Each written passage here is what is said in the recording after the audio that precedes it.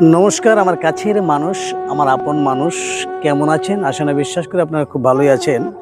চিরন্তন সত্য যে আপনাকে একদিন মরতে হবে। এই পৃথিবীর থেকে চলে যেতে হবে। এই পৃথিবীটা হচ্ছে রঙ্গমঞ্চ, অভিনয় করা সবার ধর্ম, সবাইকে প্রস্থান গ্রহণ করতে হবে। যারা যাত্রা দেখেন তারা জানেন প্রস্থানটা কি, মানে তার অভিনয় শেষ, সে এখন প্রস্থান, স্টেজ থেকে চলে যাবে। এই লোক চলে গেছে, এটা হচ্ছে একটা খ্রিস্টানদের ভাষায় কবর বলে। পৃথিবীতে থাকতে অনেক মারামারি ক্যাচকেচি হয়তো বা করেছে, অনেক সম্পত্তি তৈরি করেছে,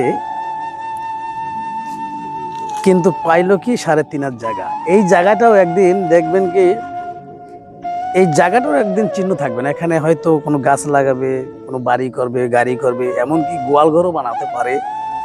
আমি এনাকে দিয়ে উদাহরণ দিচ্ছি তাই বলে ইনি যে লেভেলিটি তা না, কিন্তু এটা বোঝার জন্য আমি এক্সাম্পল দিচ্ছি। কোথায় আছে, কোথায় স্বর্গ, কোথায় নরক, কে বলে তা বহুদূর। মানুষের মাঝে স্বর্গ নরক, মানুষের মাঝে সুরসুর। রিপুর তরণে যখনই মোদের বিবেক পায়ে গোলয়, আত্মগ্লানি নরকণা তখনও পূরিত হয়।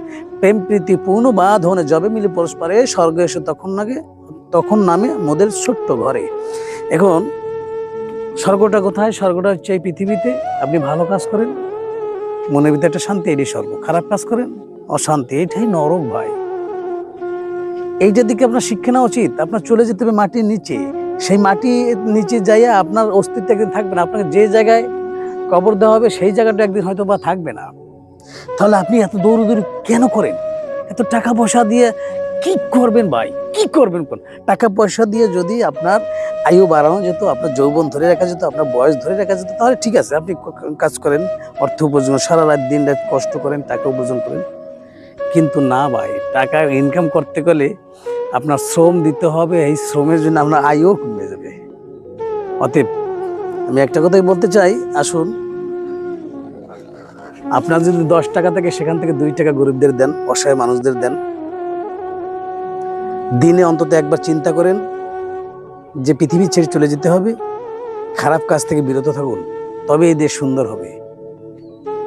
তবেই এই দেশ সুন্দর হবে যদি আপনি চিন্তা করেন যে এই দেশ ছেড়ে আমাকে একদিন চলে যেতে হবে, এই জগৎ থেকে ওহর জগতে চলে যেতে হবে, তবে এই দেশ সুন্দর হবে।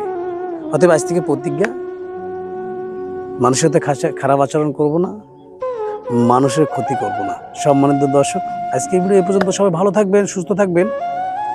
আর আমার কথা যদি ভালো লাগে অবশ্যই মন্তব্য, মানে কমেন্ট করে জানাবেন।